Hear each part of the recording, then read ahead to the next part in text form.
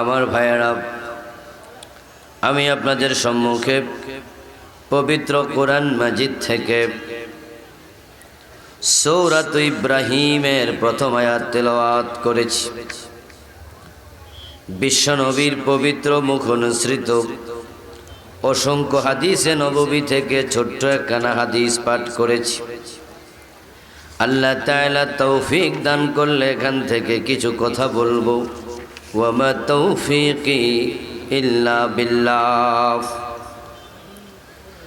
আল্লাহ তাআলা সূরা ইব্রাহিমের প্রথম আয়াতে বলছেন আলিফ লাম রা। এগুলোকে আরবিতে বলে হরফে মুকাত্তাত, বাংলায় বলে বিচ্ছিন্ন অক্ষর। মিন আয়াতিল মুতাশাবিহাত, অস্পষ্ট অর্থজ্ঞাপক। পৃথিবীর প্রায় সব মুফাসসির একমত আলিফ লাম মিম হা মিম তা সিন তাহা আলিফ লাম রা, এই জাতীয় অক্ষরগুলোর অর্থ জানেন একমাত্র আল্লাহ। অধিকাংশ মুফাসসির বলেছেন ওয়াল্লাহু আ'লামু বিমুরাদিহি বি। এই হরফগুলো দিয়ে কি বুঝাতে চেয়েছেন আল্লাহ এটা তিনি ভালো জানেন। কোন মুফাসসির বলেছেন হাদা সিররুন বাইনাল্লাহি ওয়া বাইনা রাসূলিহি, এগুলো আল্লাহ এবং তার রাসূলের মাঝখানের গোপন রহস্য। ওয়াররাসিখুনা ফিল ইলম ইয়াকুলুনা আমান্না বিহি কুল্লুম মিন ইনদি রাব্বিনা। যারা ইলমওয়ালা ঈমানওয়ালা এমন হরফগুলো পড়ার পরে তারা বলবে, বুঝে আসুক আর না আসুক ঈমান এনেছি। কোরআনের প্রতিটি হরফ নাজিল করেছেন আল্লাহ। আমরাও ছেড়ে দিলাম আল্লাহ এবং তার রাসূলের মাঝখানে গোপন রহস্যে আমরা নাক গলাতে চাই না। আলিফ লাম রা, আল্লাহ ভালো জানেন তার অর্থ কি। এরপর আল্লাহ বলেন কিতাব আনজালনাহু ইলাইক, এই হাদা কিতাব। ও নবী মুহাম্মদ, এই কিতাব আমি আপনার কাছে নাজিল করেছি। কে নাজিল করেছেন? লাইসা হাদা মিন কালামিল বাশার, এটা কোনো মানুষ লিখে নাই, এটা কোনো মানুষের বক্তব্য নয়। কোরআন হলো সরাসরি কার কথা? আল কোরআনু কালামুল্লাহি গায়রু মাখলুক। হাদা কিতাব, এটা হলো কিতাব। আনজালনাহু ইলাইকা, আমি আপনার কাছে নাজিল করেছি। ফাইলুল হাকিম লা ইয়াখলু আনিল হিকমা, বিখ্যাত আরবি প্রবাদ। আল্লাহ মহাবিজ্ঞানী, ওনার কোনো কাজ হিকমতের বাহিরে হতে পারে না। তো এই কিতাব তিনি নাজিল করলেন, প্রশ্ন যদি হয় কেন, এবার তিনি উত্তর দিচ্ছেন লিতুখরিজান নাসা মিনাল যুলুমাতি ইলান নূর। আমি এই কিতাব নাজিল করেছি শুধু একটি উদ্দেশ্যে, সেটা হলো আপনি এই কিতাব দ্বারা এই মানুষগুলোকে অন্ধকার থেকে আলোর পথে নিয়ে আসবেন। সুবহানাল্লাহ। আমি কিতাব নাজিল করেছি, উদ্দেশ্য হলো অন্ধকার সমূহ থেকে আপনি এই কিতাবের মাধ্যমে মানুষকে আলোর পথ দেখাবেন। এই কথা আল্লাহ রাসূলকে যখন বলছেন তখন পৃথিবী অন্ধকারে ডুবে ছিল। আপনি অন্ধকার থেকে আলোর পথ দেখাবেন এই কিতাবের মাধ্যমে, এই কথা তখন বলেছেন যেই সময়টার নামে ছিল আইয়ামে জাহিলিয়া, অন্ধকার যুগ। এই কথা আল্লাহ তখন বলছেন যখন তামাম পৃথিবী আপাদ মস্তক অন্ধকারে নিমজ্জিত ছিল। পৃথিবীর প্রায় সব মানুষ একমত, লেখক, সাংবাদিক, কলামিস্ট, সাহিত্যিক, মূর্খ, শিক্ষিত, পৃথিবীর সব লোক একমত হয়ে বলে রাসূলের কাছে এই কিতাব যেই যুগে নাজিল হলো ওই যুগের মতো অন্ধকার যুগ পৃথিবী কোনো দিন দেখে নাই, কোনো দিন আর হয়তো দেখবেও না। এমন এক যুগে আল্লাহ কথা বললেন যেই যুগের মানুষগুলোর ভিতরে মনুষ্যত্বের ম শব্দ, ম অক্ষর অনুপস্থিত ছিল। মানুষগুলো সূরতে মানুষ ছিল, সিরতে মানুষ ছিল না। ছেলে মেয়ে মা বাবা এক জায়গায় বসে মদ পান করে তারা মাতলামি করত। যেই মানুষগুলো কথায় কথায় মানুষের কল্লা কেটে নিত, মৃত্যুর পরে বাড়ির সামনে মেইন দরজায় লাঠি গাড়াইয়া মৃত ব্যক্তির তরবারি ঝুলাইয়া রাখত। ওই তরবারির সাথে তার হাতে মোট কত মানুষ খুন হয়েছে তা নিয়ে কবিতা লিখে গর্ব প্রকাশ করত। আপনাদের কাছে জানতে চাই আজকের এই যুগেও খুনি আছে না নাই? কিন্তু যদি কোনো ব্যক্তিকে কেউ বলে তুমি একটা খুনি, সে খুশি হবে না বেজার হবে? কিন্তু তৎকালীন যুগে কে কত খুন করছে তা নিয়ে কবিতা লিখত। খুন করা যে অপরাধ এই অনুভূতিটুকুও ছিল না। বাবা নিজের সদ্য প্রসূত ফুটফুটে কন্যা সন্তানটাকে জীবিত অবস্থায় নিজে কবর দিয়ে দিত। এলাকাবাসী এসে ওই বাবাকে ধন্যবাদ জ্ঞাপন করত। ওই মানুষগুলো এতটা হায়না ছিল, হিংস্র, এতটা চারিত্রিক দিক থেকে অধপতনের তলায় গিয়েছে, এত নিচে নেমেছিল যার নিচে নামার আর কোনো জায়গা অবশিষ্ট ছিল না। যুবতী মেয়েকে হায়নার দল বাবার সামনে ইজ্জত কেড়ে নিত দিবালোকে। বাবা চোখের পানি ছেড়ে দিয়ে কাঁদত, কিন্তু বিচার পাওয়া দূরের কথা, বিচার ছাওয়ার জায়গাটাও ছিল না। ওই যুগের মানুষগুলো কার বাড়িতে কত ড্রাম মদ এক মাসে পান হয় তা নিয়ে কবিতা লিখত। 3টা ডব্লিউ তাদের জীবনের অবিচ্ছেদ্য অংশে পরিণত হয়েছিল: ওয়াইন, ওমেন অ্যান্ড ওয়ার, মদ, নারী এবং যুদ্ধ।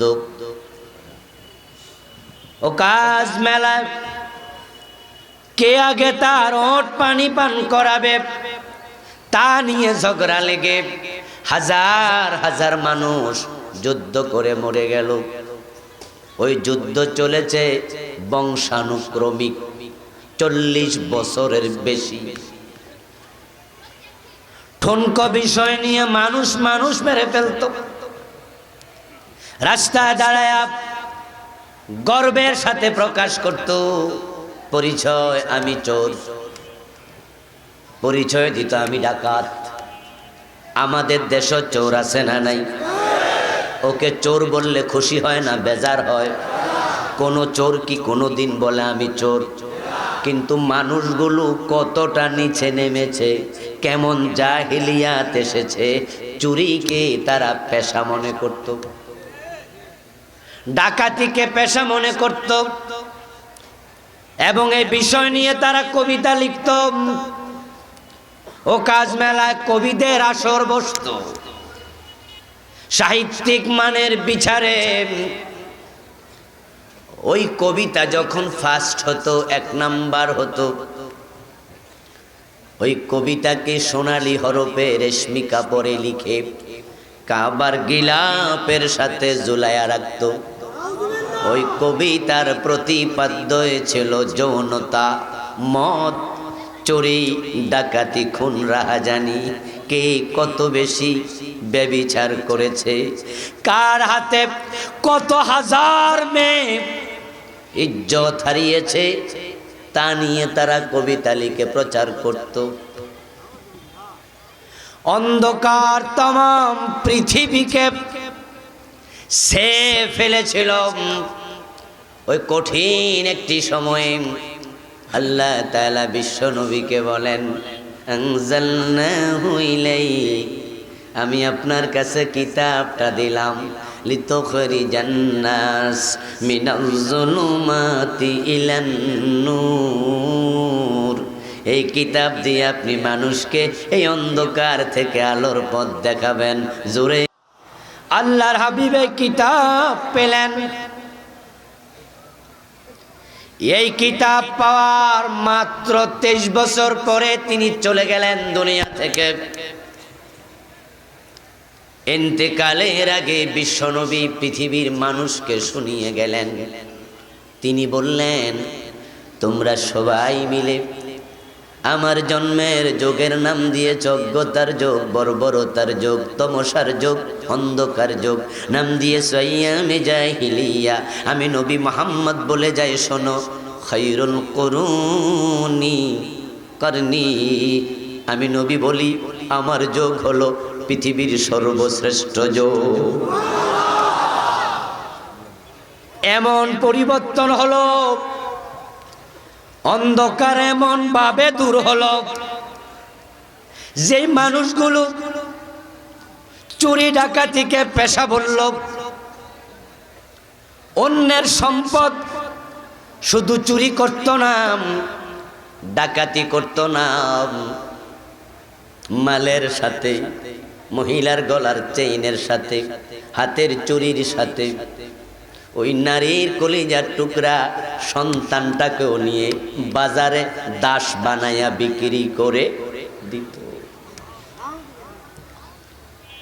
কিন্তু এমন পরিবর্তন আসলো, এখন তৈরি হয়ে গেছে ওমর, আবু বকর, ওসমান, আলী, তালহা, জুবায়ের, সাদ বিন আবি ওয়াক্কাস, এমন কিছু মানুষ তৈরি হয়েছে যারা এখন আর খাবার লুণ্ঠন করে না, বরং নিজে না খাইয়া অন্যকে খাবার খাইয়ে দেয়। এখন আর মানুষের জীবন কেড়ে নেয় না, বরং অন্যকে বাঁচানোর জন্য নিজের জীবনটাও দিয়ে দেয়। আমি আপনাদেরকে রূপকথার কোনো কাহিনী শোনাচ্ছি না, আমি শোনাচ্ছি একেবারে বাস্তব ঘটনা। ইয়ারমুকের যুদ্ধে এক পর্যায়ে আহত হয়ে সাহাবী যোদ্ধা পানি পানি বলে চিৎকার দিচ্ছিল। সাকিয়ে মা হাতে পানি নিয়ে ওই আহত যোদ্ধাকে পানি পান করানোর জন্য হাতে গ্লাস দিল। ওই সাহাবী কানাওয়া শোনেন, দূর থেকে আরেকজন পানি পানি বলে চিৎকার দিচ্ছে। গ্লাসটা মুখে না লাগাইয়া ফিরাইয়া দিয়া বললেন, হতে পারে আমার সেই ভাই আমার সে বেশি পিপাসিত, আগে তাকে পানি খাওয়াইয়া আসো। মুজাহিদ গিয়ে দেখে সে শহীদ। এরকম ঘটেছে 3 জনের ব্যাপারে। কোন কোন মুআররিখ লেখেন ওই আর মুখে 9 জন শহীদ হয়েছে। দ্বিতীয় জনের হাতে পানি দিছে, উনি আওয়াজ শোনেন পানি বলে আরেকজন চিৎকার দেয়, কয় ভাই আমি খাবো না, আগে তারে খাওয়াও। সবার পরের জনের কাছে গিয়ে দেখে আল্লাহর বান্দা শহীদ হয়ে গেছে। ওই পানি বন্টনকারী সাকিয়ে মাম ফিরে আসলেন, এসে দেখেন এর আগের জন শহীদ, এর পরের জনের কাছে গিয়ে দেখেন তিনিও শহীদ। যারা মানুষের খাবার কেড়ে নিত, জীবন কেড়ে নিত, এখন তারা নিজে না খাইয়া জীবন দিয়া দেয়। ইশারের নামাজের পরে কোনো একদিন নবী মুহাম্মদ সাল্লাল্লাহু আলাইহি ওয়াসাল্লাম তিনি সাহাবাদের সামনে দাঁড়ায়া বললেন, ও আমার সাহাবারা, আমার একজন মেহমান আসছে দূর থেকে, কিন্তু রাতের বেলায় খাবার দেওয়ার মতো খাবার আমার ঘরে নাই। তোমরা কেউ আসো নাকি আমার মেহমানকে একটু মেহমানদারি করাবে? চুপ হয়ে আছে সবাই, কারণ দারিদ্রতা প্রায় সবাই মাঝে। হযরত আবু তালহা নামে একজন সাহাবী দাঁড়ালেন, ইয়া রাসূলুল্লাহ, আমি মেহমান বাড়ি নিতে রাজি। বিশ্বনবী বলেন, যাও বাড়ি যাও। আবু তালহা সাহাবী নিয়ে বাড়ি গেলেন মেহমান নিয়ে। স্ত্রীর নাম ছিল উম্মু সুলাইম, রাসূলের খাদেম হযরত আনাস বিন মালিকের মা। উম্মু সুলাইমের কাছে গিয়ে বলল, উম্মু সুলাইম, রাসূলের মেহমান বাসায় এনেছি। রাসূল বলেছেন খাবার নাই, কিন্তু কেউ নিতে রাজি হয় না, আমার রাসূলের অসম্মান হবে, তাই তোমার অনুমতি নেই নাই, মেহমান নিয়ে এসেছি, ইজ্জত বাঁচাও। হযরত উম্মু সুলাইম বলে, স্বামী, আজ রাতে খাবার তোমারও নাই আমারও নাই। সিদ্ধান্ত ছিল দুইজন উপোস করব, শুধু বাচ্চাদের জন্য সামান্য খাবার আছে, কিন্তু এখন মেহমান এনেছো, মেহমানকে খাওয়ালে বাচ্চাদের উপোস করা। হযরত আবু তালহা রাদিয়াল্লাহু তাআলা আনহু বললেন, ঠিক আছে, বাচ্চাদেরকে ঘুম পাড়িয়ে দাও, খাবার যা আছে সবটা মেহমানকে দিয়ে দাও, আমি উপাস, তুমিও উপাস, বাচ্চারাও উপাস, আমাদের কোনো আপত্তি। হযরত উম্মু সুলাইম ছিলেন অত্যন্ত বিচক্ষণ নারী।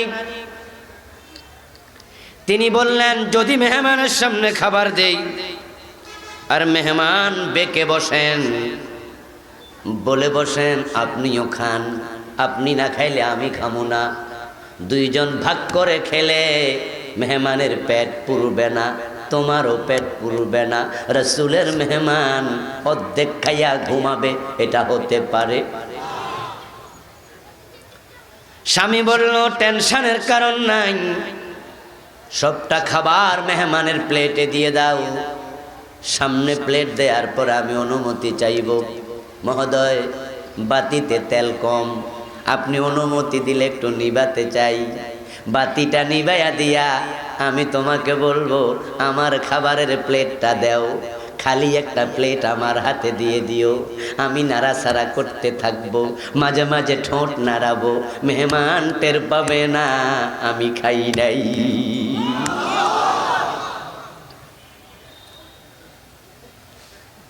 যারা মানুষের খাবার কেড়ে নিত, বাচ্চা কেড়ে নিয়ে বিক্রি করে দিত। সকাল হয়ে গেল, ফজরের নামাজ পড়ার জন্য বিশ্বনবী যখন মসজিদে গেলেন, আবু তালহাও গেলেন, মেহমানও গেল। রাসূল আবু তালহাকে দেখে মুস্কি হাসেন, হাসি দিয়ে বলে, আবু তালহা, মেহমানের সাথে এমন কি আচরণ করেছো, তোমার প্রশংসা করে আল্লাহ কোরআনের আয়াত নাজিল করেছে। ويؤثرون على أنفسهم ولو كان بهم خصاصة আবার আওয়াজ করে বলেন সুবহানাল্লাহ। আল্লাহ বলেন এমন কিছু মানুষ তৈরি হয়ে গেছে যেই মানুষগুলো এখন আর নিজে খায় না, অন্যকে প্রাধান্য দেয়, নিজে না খাওয়ায়া দেয়। তাদের মাঝে এখন জাহেলিয়াতের চরিত্র আর নেই। হযরত ওমর রাদিয়াল্লাহু তাআলা আনহুর ব্যাপারে পাশ্চাত্য এক গবেষক, তার নামটা আমার মনে নাই, তার বক্তব্যটা আমার মনে আছে।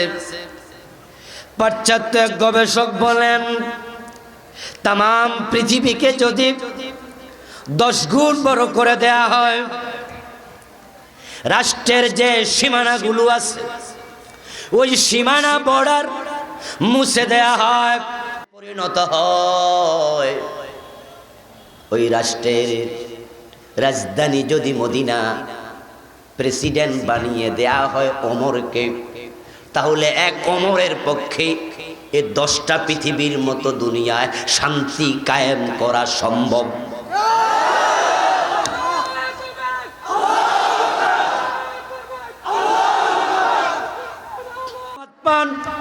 জাহেলিয়াতের দর্শন, ওই জাহেলিয়াতের মেয়েদের কবর দেয়া, জাহেলিয়াতের অশান্তি সবটা এমন ভাবে দূর হয়েছে, শান্তি এমন ভাবে কায়েম হয়েছে। অর্ধ দুনিয়ার সম্রাট ওমর গাছতলায় একা একা ঘুমায়, বডিগার্ডের প্রয়োজন নেই। কবি নজরুল বলেছিলেন অর্ধ পৃথিবী করেছো শাসন, দুলারে তক্তে বসে, খেজুর পাতার প্রাসাদ তোমার বারে বারে গেছে খসে। অশান্তির অশুভ ছায়া পৃথিবী থেকে এমন ভাবে বিদায় নিয়েছে, মদিনা থেকে জেরুজালেম চলে গেলেন হযরত ওমর একা একা, সাথে শুধু উটের রশি টানার জন্য একজন সেবক। এত লম্বা পথ গেলেন, মদিনাকে থেকে দূরত্ব হলো জেরুজালেমের 1000 কিলোমিটারের বেশি। এত লম্বা পথ যায়, অর্ধ দুনিয়ার সম্রাট একজন বডিগার্ডেরও প্রয়োজন নেই। ও সচেতন মানুষ, আপনাদের বিবেকের কাছে শুধু একটা প্রশ্ন, এত বড় জাহিলিয়াত দূর হওয়ার পিছনে কোনো জীবন কাঠি, কোনো পরশ পাথর আছে না নাই? ওইটার নাম কি? কিতাবুন আনজালনাহু ইলাইকা লিতুখরিজান নাসা মিনাজ যুলুমাতি ইলান নূর। আল্লাহর হাবিব সাল্লাল্লাহু আলাইহি ওয়াসাল্লাম এই কিতাবের মাধ্যমে সমাজ পরিবর্তন করেছেন। বিশ্বনবীর বয়স হলো 17। যৌবন প্রাপ্ত তাগড়া যুবক ডানে বামে সামনে পিছে তাকিয়ে দেখেন পৃথিবীটা অন্ধকারে নিমজ্জিত। ভাবতে শুরু করলেন এইভাবে একটা সমাজকে ডুবতে দেয়া, তাই কিভাবে টেনে তোলা যায় এ চিন্তা মাথায় নিয়ে সমবয়সী যুবকদেরকে সাথে নিলেন। গঠন করলেন একটি সেবা সংঘ, নাম দিলেন হেল্পফুল ফুজুল। হেল্পফুল ফুজুল নাম দিয়ে আব্দুল্লাহ ছেলে মোহাম্মদ মানুষের বাড়ি বাড়ি যাওয়া শুরু করলেন।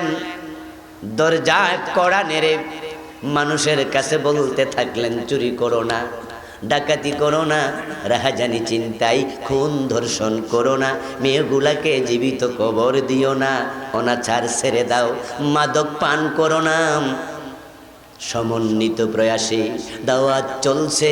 দাওয়াত দিতে দিতে বিশ্বনবীর বয়স হয়ে গেল 40। 17তে দাওয়াত শুরু, বয়স 40, চলে গেল 23 বছর।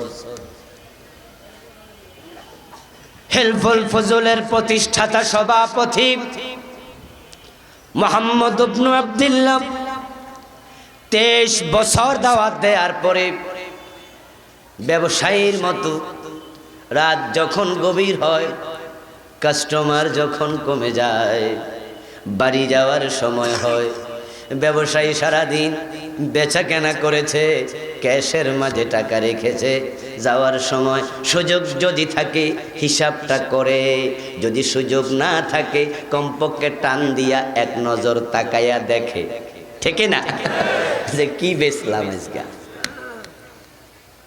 40 হলো মানুষের জীবনের একটা টার্নিং পয়েন্টের নাম। বিশ্বনবী 40 বছর বয়সে পিছনে ফিরে তাকালেন, দাওয়াতি কাজ তো অনেক করেছি, দেখি রেজাল্ট কি। সমান সমান অঙ্কের মতো 3 লাইন 5 লাইন 10 লাইন লেখে রেজাল্ট লেখার আগে সমান সমান চিহ্ন দিয়ে আমরা লিখতাম। পাটিগণিতের অঙ্ক মনে আছে? রাসূল সমান সমান টান দিয়ে দেখেন রেজাল্ট একটা 0।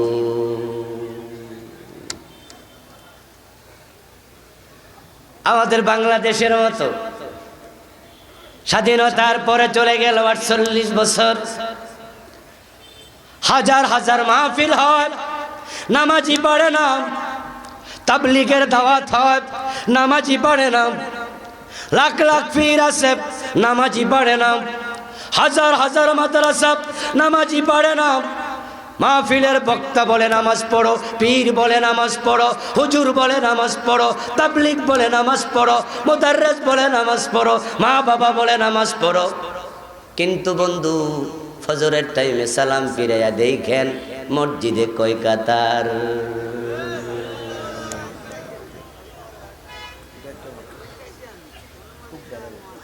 মাগরিবের টাইমে বাজারের মসজিদে নামাজ পড়বেন, পরে মসজিদের বারান্দায় দাঁড়ায়া দেখেন তো মসজিদে আসছে কতজন, দোকানে আছে কত হাজার। ওয়াজ তো হলো, নামাজি কই? বরং আপনি যখন কোরবানের গরু কেনার জন্য কোরবানের মার্কেটে যাবেন, আমরা তো নিশ্চয় কোরবানির গরু কেনার জন্য কোনো হিন্দু যায় নাই, বৌদ্ধ, ইহুদি, যারা গেছে সবাই তো মুসলমান। আসরের আজান হয়েছে কিন্তু বেচা কেনা ভালোই চলছে, আসরের খবর।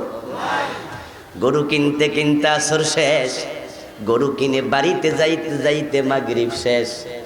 কোরবানির দিন গরু জবাই করছে, কাটাকাটি চলছে, জোহর শেষ। ওয়াজিব নিয়ে ব্যস্ত, ফরজের খবর নেই। ওয়াজ চলেছে সিনেমার বিরুদ্ধে, 48 বছর বেপরদার বিরুদ্ধে। কত বড় বড় বক্তারা ওয়াজ করেছে, স্বাধীনতার আগেও করেছে, স্বাধীনতার পরে করেছে। বলুন তো বেপরদা বেড়েছে না কমেছে? আগে ছিল 3 পিস, এখন হয়ে গেছে 2 পিস। ওড়না ছিল আগে মেয়েদের মাথায়, এরপরে এসেছে মাথা থেকে বুকে, এখন ওড়না চলে গেছে গলা। ছেলেদের প্যান্ট নামে নিচের দিকে, মেয়েদের প্যান্ট ওঠে উপরের দিকে। আওয়াজ করে বলুন পর্দা কমেছে না বেড়েছে? সিনেমার বিরুদ্ধে আওয়াজ হয়েছে, সিনেমা কমেছে না বেড়েছে? সিনেমা ছিল জেলা সদরে, আস্তে আস্তে সিনেমা হল এসেছে থানা সদরে। আর এখন আমাদের ওসি সাহেব বলেছেন, এমপি সাহেব বলেছেন এই মোবাইলের কথা, এখন সিনেমা যুবকদের পকেটে পকেটে। এক একটা অ্যান্ড্রয়েড সেট, এক একটা টাচ মোবাইল, এক একটা জ্বলন্ত জাহান্নাম হয়ে গেছে।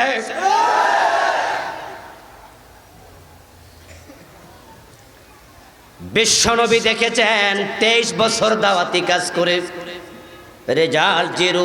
কোনো চোর চুরি ছাড়ে নাই, কোনো ডাকাত ডাকাতি ছাড়ে নাই। মদ পানকারী মদ ছাড়ে নাই, নারী দর্শনকারী দর্শন ছাড়ে নাই, হিলফুল ফুজুলের দাওয়াত চলে, মদ আমাদের দেশে মাহফিল চলে, গানও ওয়াজও চলে, সুদ টুপিও আছে, ওজনেও কম দেয়, মুখে দাঁড়িয়ে আছে, মালে ভেজাল দেয়, হজ করেছে পরের জমি দখল করে, এলাকার বড় নেতা মসজিদের সভাপতি আবার ঘুষ দিলে বিচার উল্টাইয়া দেয়। চলছে সমান তালে। এই এই এই এই সময় কিন্তু কম, বুঝতে হবে, কারণ আমার আফসারি ভাই ওয়াজ করবে, আসল ওয়াজ রয়ে গেছে। আমি জাস্ট ভূমিকা স্বরূপ কিছু কইয়া ভাইয়ের কাছে ছেড়ে দিয়া যা মুসাই। নোয়াখালীর একটি পরিভাষা আছে, এই যে আপনারা সামিয়ানা টানানোর জন্য লাঠি গাড়াইছেন, লাঠিটা যখন গাড়ায় তখন লাঠি দেওয়ার পরে কি লাগে? হিলানি। এখন যে আজকে দায়িত্ব নিয়েছে মঞ্চ তৈরির, তার অধীনস্থ ছোট ছোট কিছু কর্মচারী আছে, জিজ্ঞাসা করে, কিরে আব্বাস লাঠি গাড়াইছতনি? কয় জি। হিলাইছতনি? কয় জি। লড়েনি? কহে লড়ে। হিলাইছে আবার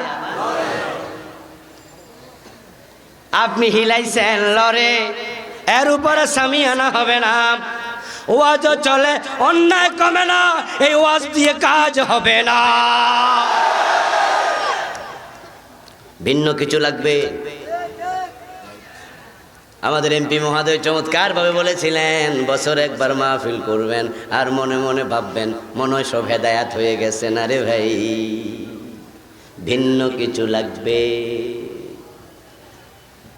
23 বছর দাওয়াত দেওয়ার পরে নবী মুহাম্মদ সাল্লাল্লাহু আলাইহি ওয়াসাল্লাম হিসাব কষে দেখেন কোনো পরিবর্তন হয় নাই। তাই তিনি এবার ভাবতে বসছেন, ধ্যানে বসে গেলেন, গভীর চিন্তায় নিমগ্ন হলেন। সমাজটাকে কেমনে পরিবর্তন করা যায়, চিন্তা আরো বেশি করা দরকার আছে না নাই? চলে গেলেন গারে হেরায়। 103 ডিগ্রি জ্বর নিয়ে এসেছে রুগী ডাক্তারের কাছে, 1 সপ্তাহ ওষুধ দিছে। 1 সপ্তাহ পরে এসে রুগী বলে, স্যার রোগ তো আরো বেড়েছে, মেপে দেখে 104 ডিগ্রি। উনি রুগী দেখে দৌড় মারবে না আবার নতুন ওষুধ দেবে? সপ্তাহখানেক পরে এসে কয়, স্যার 105 ডিগ্রি। যদি অভিজ্ঞ ডাক্তার হয় তাহলে তিনি প্রয়োজনে মেডিকেল বোর্ড বসাবে। ব্লাড টেস্ট দিলাম, ইউরিন টেস্ট দিলাম, স্টোল টেস্ট দিলাম, এই টেস্ট ওই টেস্ট, কিন্তু জ্বর কেন কমে না? আরো ভাবতে হবে। জ্বর বেড়েছে দেখে ডাক্তার পালায় না, জাহিলিয়াত দেখে মুসলমান ভয় পায় না। যত জুলুম হবে, অন্যায় হবে, অনাচার বাড়বে, সিনেমা বাড়বে, সুদ বাড়বে, বেপর্দা বাড়বে, কাজ বন্ধ করো না, নতুন করে ভাবতে হবে। যদি তোমরা ভাবতে থাকো সমাজ পরিবর্তন হতে বাধ্য হবে।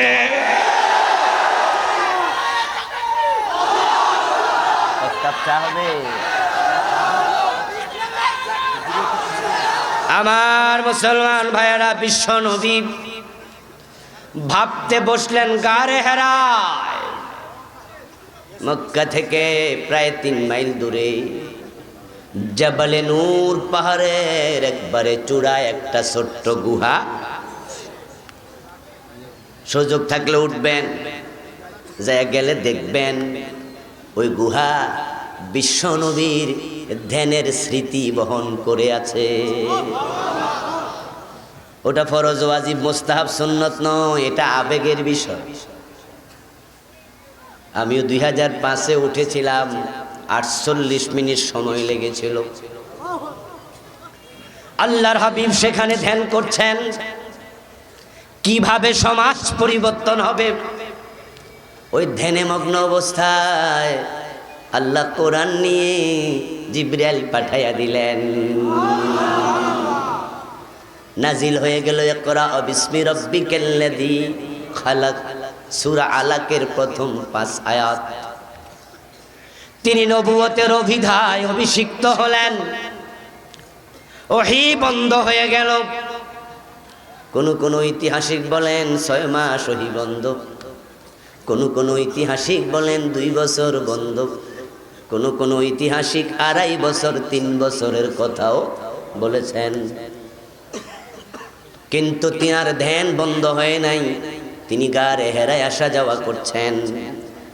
বিশ্বনবী বলেন, কোনো একদিন আমি হেরা গুহা থেকে নেমে উপত্যকা ধরে হেঁটে যাচ্ছি বাড়ির দিকে, হঠাৎ করে আওয়াজ, ইয়া মুহাম্মদ, পড়েন সাল্লাল্লাহু ও মুহাম্মদ।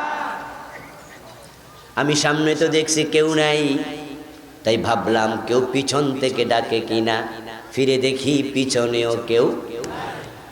আর একটু সামনে যাওয়ার পরে আবার ইয়া মুহাম্মদ, ডানে বামে তাকায়া দেখি কেউ নাই। আবার একটু সামনে যাওয়ার পর আবার একই আওয়াজ, ইয়া মুহাম্মদ। উপরের দিকে তাকালাম, তাকায়া দেখি তামাম আকাশ পরিবেষ্টন করে চেয়ারের মাঝে বসে আছে বিশাল আকৃতির এক ভদ্রলোক। ফখররা মাকশিয়া, এত বড় আকার রাসূল কোনোদিন কাউকে দেখেননি। সাথে সাথে বেহুশ হয়ে মাটিতে পড়ে গেলেন। ثم دنا فتدلى فكان قاب قوسين أو أدنى। এই আয়াত সেই প্রসঙ্গে নাজিল হয়েছে।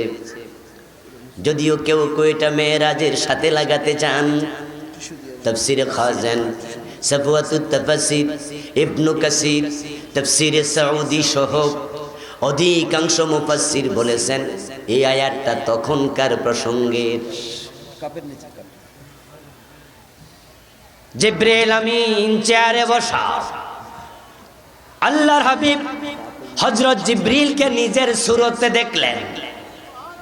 ওয়ালাকাদ রাহু নাজলাতান উখরা ইনদা সিদরাতিল মুনতাহা।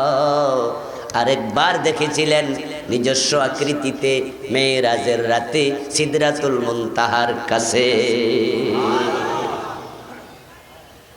আল্লাহর হাবিব যখন বেহুশ হয়ে মাটিতে পড়ে গেলেন, জিবরিল আমিন মানুষের সুরত ধরলেন, মানুষের সুরত ধরে কাছে আসলেন। মুফাসসিররা লিখেন আল্লাহর হাবিব সাল্লাল্লাহু আলাইহি ওয়াসাল্লামকে খুব যত্ন করে শোয়া থেকে তুলে বসায়া গায়ের ধুলা বালিগুলো জাইরা দিলেন। তারপর চলে গেলেন, বিশ্ব নবীও বাড়িতে গেলেন। বাড়িতে যাওয়ার পরে অনুভব করলেন রাসূলের জ্বর উঠেছে। তাই তিনি মা খাদিজাকে বললেন, আমারে কম্বল দাও, আমার জ্বর উঠছে। মা খাদিজাতুল কুবরা রাদিয়াল্লাহু তাআলা আনহা রাসূলকে কম্বল দিয়ে ঢেকে দিলেন। বিশ্ব নবী শুয়ে আছেন, আবার জিবরিল হাজির হয়ে গেল। সুবহানাল্লাহ বলবেন। ওহী নিয়ে হাজির। ইয়া আইয়ুহাল মুদ্দাসসির কুম ফাআনযির ওয়া রাব্বাকা ফাকাব্বির। আল্লাহ বলে, ও কম্বলওয়ালা দাঁড়ায়া যাও। সুবহানাল্লাহ। ইয়া আইয়ুহাল মুদ্দাসসির, ও কম্বলওয়ালা কুম, দাঁড়ায়া যাও। যারা সমাজ পরিবর্তন করতে চায় তারা যদি শুয়ে থাকে সমাজ পরিবর্তন। দাঁড়িয়ে যাও। দাঁড়িয়ে যাও মানে 2 পায়ে দাঁড়ানো নয়, দাঁড়িয়ে যাও মানে নবুয়তের কাজ শুরু। এই যে শুরু হলো, তিনি আর বসেননি, তিনি আর থামেন নাই ইন্তেকাল পর্যন্ত। তাই ইন্তেকালের সময়ও তার শেষ কথা ছিল আসসালাত আসসালাত ওয়া মা মালাকাত আইমানুকুম। নামাজ নামাজ, উম্মত নামাজ। দুনিয়ার মানুষের সাথে শেষ কথা ছিল নামাজ, আর আল্লাহর সাথে শেষ কথা ছিল ইলার রাফিকিল আলা। ইলার রফিকিল আলা। বিশ্বনবীজি দাঁড়িয়ে গেছেন দিনের মিশন নিয়ে। তিনি আর বসেননি, তিনি আর ঘুমাননি, তিনি আর বিরত হননি। তিনি নবুয়তের মিশন নিয়েই পুরা 23 বছর কাটালেন। তাই তিনি বলেছেন, আইনি তানামান ওয়া কলবি ইয়াকযান। আমার চোখ যখন ঘুমায়, আমার কলব তখনও সজাগ থাকে। উম্মতের চিন্তায় বিশ্বনবী 23 বছর কাটাইয়া দিলেন। আল্লাহর হাবিবের 23 বছর দাওয়াতি কাজ আবার শুরু 40 থেকে দিতে দিতে দিতে দিতে এই কোরআনের দাওয়াত। আল্লাহর হাবিবের ইন্তেকালের সময় আসলো। ইন্তেকাল করলেন যখন, বয়স হয়ে গেল 63। দাওয়াতি কাজ শুরু হলো 17 থেকে 40 পর্যন্ত একরকম। দ্বিতীয় পর্ব শুরু হলো 40 থেকে 63। প্রথম 23 বছরে জিরু, পরবর্তী 23 বছরে ফলে ফুলে সুশোভিত হিরু। এমন পরিবর্তন হলো যেটা কল্পনাতীত। পৃথিবী এমন সময় দেখেনি, এমন সময় দেখবে না। রাসূল বলেছে, আমার যুগ পৃথিবীর সর্বশ্রেষ্ঠ যুগ। এই পরিবর্তন হয়েছে কারণ কি? একটা কারণ, প্রথম 23 বছর দাওয়াত দিয়েছেন যিনি, দাওয়াত দিয়েছেন তিনি। প্রথম 23 বছরে পরিবর্তন নাই, কারণ তখন কোরআনও নাই। তিনি দাওয়াত দিয়েছেন ব্যক্তিগত চিন্তা চেতনা দিয়ে, বুদ্ধি দিয়ে। কিন্তু কোরআন যখন এসে গেল, তখন তিনি ওহির বাহিরে আর একটা কথাও বলেন নেই। সুবহানাল্লাহ বলেন। ওহির বাহিরে বলেন নাই, ওহির বাহিরে চলেন নাই, ওহির বাহিরে করেন নাই, ওহির বাহিরে মৌন সম্মতিও দেন নাই। ওহি দ্বারা যখন দাওয়াতি কাজ চালালেন, কোরআন দ্বারা কাজ করলেন, সমাজ পরিবর্তন হয়ে গেল। প্রমাণ হয়ে গেল, আপনি আর আমি যতই চেষ্টা করি, কোরআন ছাড়া দেশে শান্তি আসবে না।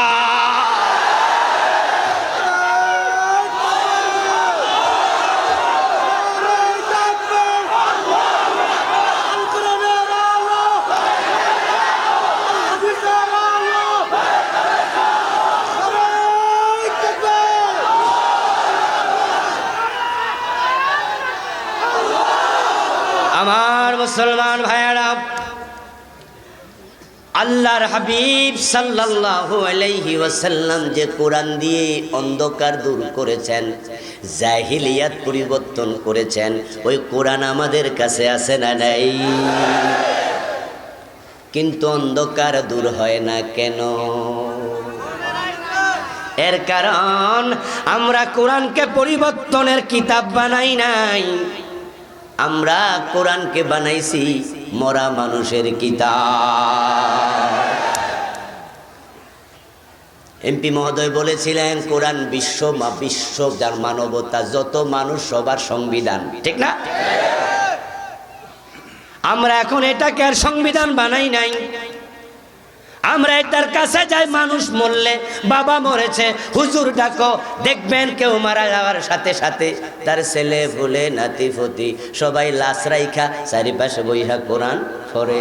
বলুন তো, এই মরা লোক কি আর কোরআন শোনার ক্ষমতা আছে? মানুষ যখন মরে যায়, আওয়াজ করতে হবে, একটু সময় দিন। বলুন তো, মরা মানুষের দুটি চোখ আছে না নাই? চোখ দুটি জিন্দা না মরা? মরা মানুষের দুটা কান আছে না নাই? কান দুটি জীবিত না মরা? দুটা হাত আছে না নাই? জিন্দা না মরা? মরা মানুষেরও কলব আছে, শোনার জন্য কান আছে, কিন্তু কানও মরে গেছে, কলবও মরে গেছে। ওর পাশে যদি 100 খতম কোরআনও পড়ো, ও শুনবে না। আল্লাহ তাআলা এটাকে মরা মানুষের জন্য দেন নাই, কার জন্য দিয়েছেন? এবার কোরআন থেকে শুনুন, ইন্না ফি যালিকা লাযিকরা লিমান কানা লাহু কলব। أو ألقى الذكر وهو شهيد আল্লাহ বলেন এই কোরআনের মাঝে উপদেশ আছে তাদের জন্য যাদের কলব জীবিত আছে। এখন কলবওয়ালারা জিন্দারা কোরআন পড়ে না। মুসলমানের সন্তান MA pass, BA pass, doctor, engineer দেখে দেখে কোরআন পড়তে জানে না, এমন হাজার হাজার আছে না নাই? সমাজ পরিবর্তন কেমনে হবে? আমাদের ওসি সাহেব মহোদয় মাদকের বিরুদ্ধে কথা বলতেছিলেন, কথাগুলো আমারও খুব ভালো লাগতেছিল, কিন্তু আসলে সময়টা একটু কমে গেছে। আপনাদের নির্বাচনে ভুল হয়েছে, সিলেকশনে ভুল হয়েছে। আজকের মাহফিলের জন্য আমার আফসারি ভাইয়ে এনাফ ছিল। অযথা সময় কম, এত বক্তা লাগে না। এই যে ওসি স্যার বলছিলেন মাদক নিয়ন্ত্রণ করতে হবে, আমি বলি বন্ধু শোনো, কান খুলে শোনো। মাদক নিয়ন্ত্রণের জন্য দুটি জিনিস করো। একটা হলো নামাজের আইন করে দাও, সংসদে পাশ করে ফেলো, যেন কোনো যুবক বেনামাজি থাকতে না পারে। আজান হলে দোকান বন্ধ করে দাও, সবাই নামাজ পড়তে বাধ্য করো। সৌদি আরবের মতো হয়ে যাবে। আজান হলে মসজিদে যাও, 5 ওয়াক্ত নামাজ যে পড়ে তার হাতে মদের বোতল উঠবে না।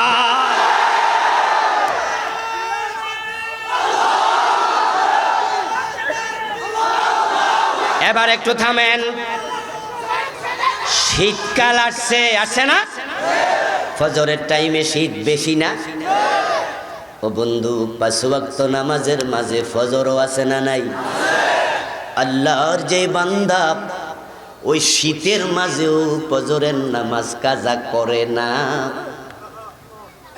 এমন নামাজির হাতে মদের বোতল উঠতে পারে না। আরেকটা কি করতে হবে? সেটা হলো সন্তানকে কোরআন শিখাবেন, কোরআন পড়াবেন। কোরআন এমন এক জীবন কাঠি, কোরআন এমন এক পরশ পাথর। হযরত ওমরের মতো লোক রাসূলের কল্লা কাটতে রওনা দিছে, কোরআন পড়েছে, হেদায়েত পেয়ে গেছে। সন্তানের হাতে কোরআন তুলে দাও। ইউনিভার্সিটি যাচ্ছে, মেডিকেলে যাচ্ছে, বুয়েটে পড়তেছে, সৎসঙ্গে স্বর্গবাস, অসৎ সঙ্গে সর্বনাশ। কার সাথে মিশে জানো তো না দোস্ত?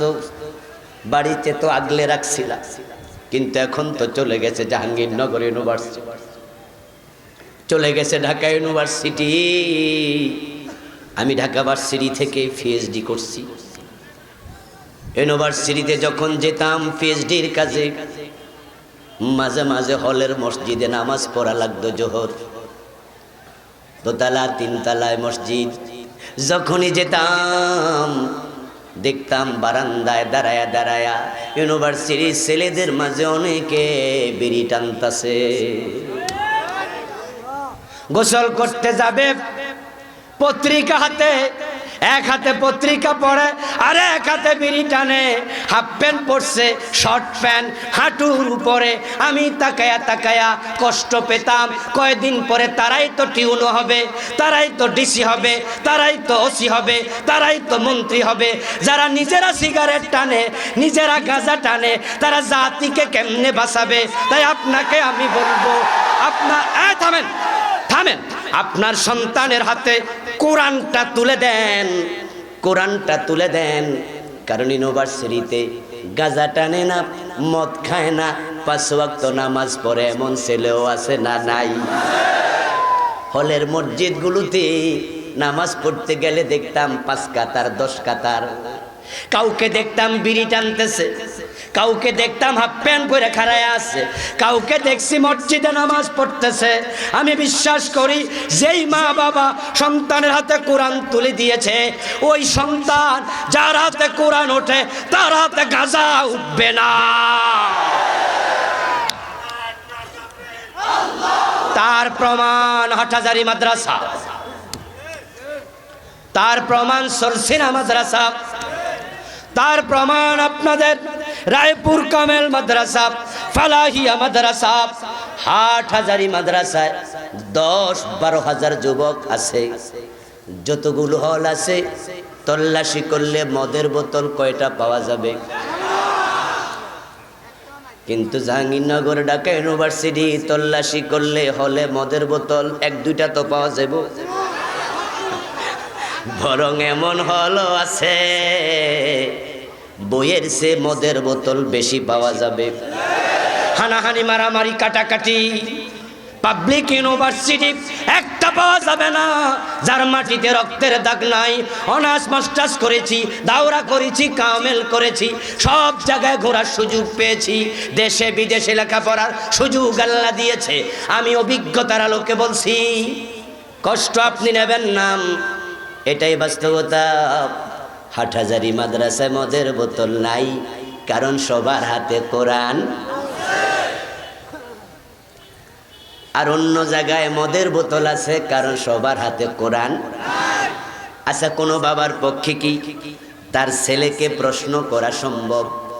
সকালবেলায় মোবাইলে কল দিয়ে আব্বা কেমন আছোস? ছেলে বলে বাবা ভালো আছি, আজকে কোনো মদ খাইছত নি? আচ্ছা, এমন প্রশ্ন কি করা যায়? মানা। কিন্তু আজকে কোরআন পড়ছস নি, এ প্রশ্নর সুযোগ আছে না নাই? ও বাবা, আমি আপনাকে বলছি, এই কোরআন হলো আপনার জন্য হেসন। আরবি তাহা সোয়াদ নুন, হেসনুন মানে দুর্গ। এই কোরআন হচ্ছে আপনার জন্য ঢাল। আপনি সন্তানটাকে কোরআন শিখাইয়া দেন, প্রতিদিন একবার করে প্রশ্ন করেন, আজকে কয় পৃষ্ঠা পড়ছস, কয়টা আয়াত তাফসীর পড়ছস? সন্তান যদি বলে 5 আয়াত পড়েছি, 2 পৃষ্ঠা পড়েছি, নিশ্চিন্তে নাকে তেল দিয়ে ঘুমান। যেই হাতে কোরআন ওঠে ওই হাতে মদের বোতল উঠবে না। আমার ভাই, রাসূলুল্লাহ সাল্লাল্লাহু আলাইহি ওয়াসাল্লাম কোরআন নাজিল হওয়ার পরে তিনি মক্কার মদিনার মানুষগুলোকে ডাকলেন, ডেকে সূরা ফাতিহা পড়ে ফু দিলেন, সূরা বাকারা পড়া ফু দিলেন। ওই ফুয়ের কারণে সব ভালো মানুষ হয়ে গেছে বুঝি। কোরআন কি ফুয়ের কিতাব? এখন আমরা তো এটারে ফুয়ের কিতাব বানাইছি। এটারে তাবিজ লেখে গলায় ঝুলানোর তাবিজের কিতাব বানিয়েছি। আল্লাহর হাবিব ফু দিয়ে পরিবর্তন করেন নাই, পরিবর্তন করেছেন এই কোরআনের আইনগুলো সমাজে কায়েম করার মাধ্যমে। তিনি বলেছেন, আমার মেয়ে ফাতেমা যদি চুরি করে ফাতেমার হাতও কেটে দেয়া হবে। চুরি বন্ধ। সুবহানাল্লাহ পড়েন। চুরি কি হয়ে গেছে? বন্ধ। এটাই বাস্তবতা। আমার আজকে ভাগ্য ভালো, এমন একজন লোকের আজকে আমি ওয়াজ শোনাইতে পারতেছি, 1 লাখ লোকের চেয়ে ওনার গুরুত্ব বেশি। কারণ আপনারা আমরা ওয়াজ শুনে বাড়ি যাই, জাগা মতো কথা কওয়ার সুবিধা আমাদের ওনার আছে না নাই? আমাদের দেশের আইন হলো চোর ধরে জেলে দাও, কোরআনের আইন হলো চোর ধরে হাত কেটে দাও। এখন যদি চুরিটা আমরা বন্ধ করতে চাই, নিশ্চয়ই চাই, আমরা সবাই চাই, সবাই চাই, দল মত বুঝি না, আমি সবাই, আমি জানি। ঘরের দরজাটা খুলে যদি আমরা ঘুমাইতে পারতাম, চুরিটা না হতো, শান্তি কারে কয়? কিন্তু চোর ধরে আপনি যে জেলে দিলেন, চুরি বন্ধ হবে না, হবে না। এর কারণ হলো বন্ধু, জেলখানাতে সংশোধনের ব্যবস্থা নাই। বরং চোর জেলখানায় যায়, 6 মাস পরে ডাকাত হইয়া বাইর হয়। সৎসঙ্গে স্বর্গবাস, অসৎসঙ্গে সর্বনাশ। আমি নিউ ইয়র্কে গিয়েছিলাম গত 4-5 মাস আগে। আমেরিকার অনেকগুলো অঙ্গরাজ্যে সফর ছিল, যাচ্ছিলাম, গাড়ির ড্রাইভার ড্রাইভ করছিলেন, আমার এক আত্মীয়। সামনে দেখি কাঁটা তারের বেড়া, বিশাল এক এলাকা। আমি জিজ্ঞাসা করলাম, এটা কোন জায়গা? তখন তিনি বললেন, এটা হচ্ছে সংশোধন কেন্দ্র। ইংরেজিতে কি কয়? Correction centre. কি এটা? Correction centre. আমি জিজ্ঞেস করলাম কারেকশন সেন্টার আবার কি? যেটাকে বাংলাদেশে বলে জেলখানা, এদেশে এটাকে প্রিজন বলে না, জেলখানা বলে না, কারেকশন সেন্টার বলে। আমি বললাম দারুণ নাম, সুন্দর নাম। কই কারণ হলো যেই যে অপরাধ করে জেলে আইছে এখানে তার অপরাধটা সংশোধন করে তারপরে ছাড়ে। যে চিন্তাটা আমাদের ভিতরে ঢুকলো না ওটা খ্রিস্টান ইহুদিদের ভিতরে ঢুকে গেল। সত্যি বন্ধু, আমাদের জেলখানাগুলোকে যদি কারেকশন সেন্টার বানানো যেত, এ আপনাদের নোয়াখালী জেলখানা 200 আলেমরে এক্সট্রা কাঠ দিয়ে দিত গলায় ঝুলাইয়া, আসরের সময় 100 ঢোকো কোরআন শরীফ পড়াও, সকালবেলা 100 হুজুর ঢোকো কোরআন শরীফ পড়াও, তোমরা বের হয়ে চলে আসো। কয়েদিদেরকে যদি বলা হতো যে 5 পারা মুখস্থ করবা 1 বছর জেল মাফ। কথা বোঝেন? ও মিয়া, তুমি অন্যায় করে জেলে আইছো, 5 ওয়াক্ত নামাজ যদি পড়ো তাহলে তোমার 1 বছরের শাস্তি 8 মাস হবে, 4 মাস মাপ। খুন করেছো, তোমার 12 বছর জেল হয়েছে। যদি তুমি 30 পারা মুখস্থ করো তোমার 8 বছর মাপ। এইভাবে যদি কারেকশন শুরু করা হতো, জেলখানার ভিতরে আল্লাহর ওলি তৈরি হওয়া যেত।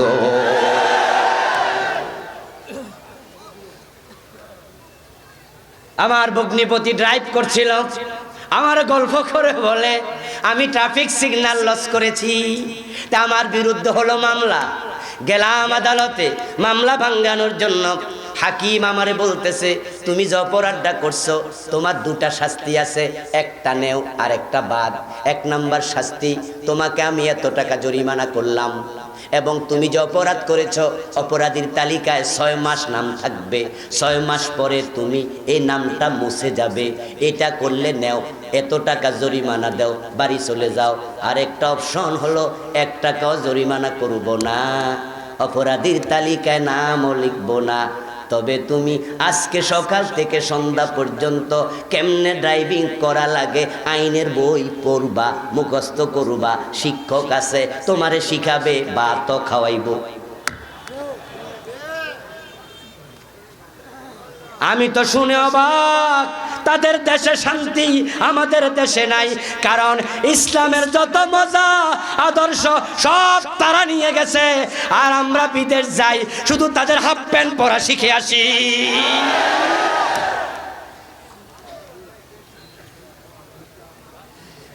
আবার বন্ধু চোর ধরে হাত কেটে দাও, 6 মাস কাটো, 6 মাস।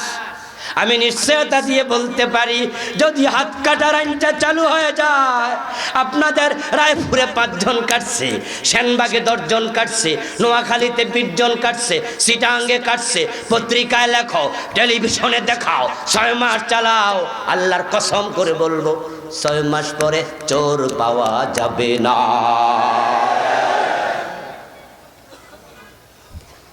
রাসূল ফু দিয়ে সমাজে শান্তি কায়েম করেন নাই, করেছেন আল্লাহর কোরআনের বিধান কায়েমের মাধ্যমে। হযরত ওমরের ছেলে আবু শাহামা মদ পান করেছিল, আবু শাহামারে হযরত ওমর বাবা হইয়াও রেহাই দেন নাই। মদ্যপানের অপরাধে প্রিয় পুত্রকে নিজ করে মেরেছ দুররা, মরেছে পুত্র তোমারই চোখের পরে। আমাদের ওসি স্যার এখানে বসে আছেন, যদি আগামী দিন কোনো মদখোর ধরে উনি থানায় নিয়ে 80টা বেদ দেয়, পরের দিন পত্রিকায় উনার বিরুদ্ধে লিখবে, বলবে আপনি কিভাবে 80 বেদ দিলেন, আইন পাইলেন কই। এখন উনারাও বাধ্য, ধরে নিয়ে কি দেয়, জেলে দেয়। আর জেলে যারা অ্যাডভোকেট এরা এমন ভাবে কয় হে মদ খাইছিল না তো, নাকের কাছে নিছিল। আইনের মাঝে ফাঁক ফোকর আছে না নাই? মানুষের বানানো আইন আর মাকড়সার জাল একরকম। ওই মাকড়সার জালে টিকটিকি ধরা পড়ে না, মশামাছি ধরা পড়ে।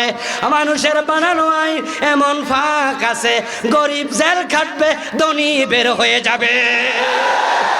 আর আল্লাহর আইন এমন মজা, যেখানে ধনী গরিবের কোনো ব্যবধান নেই।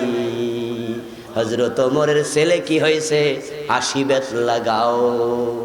যদি এই 80 বেতের আইন চালু করে দেয়া যায় আর সমাজে প্রয়োগ করা যায়, 2-4 মাস পরে মদখোর পাওয়া যাবে না, মদের কথা মনে হলে ঠান্ডা পানি খাবে।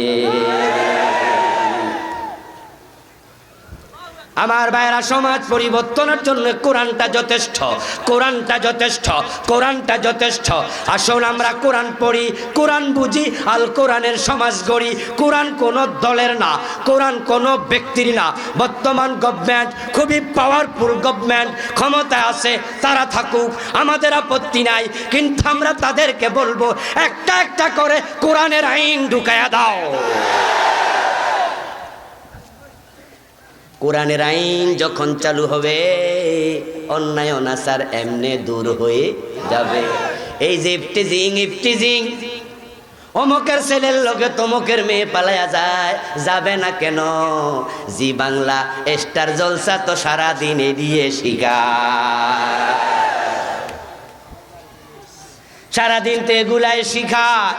কেমনে আপনি থামাবেন, কেমনে বন্ধ করবেন?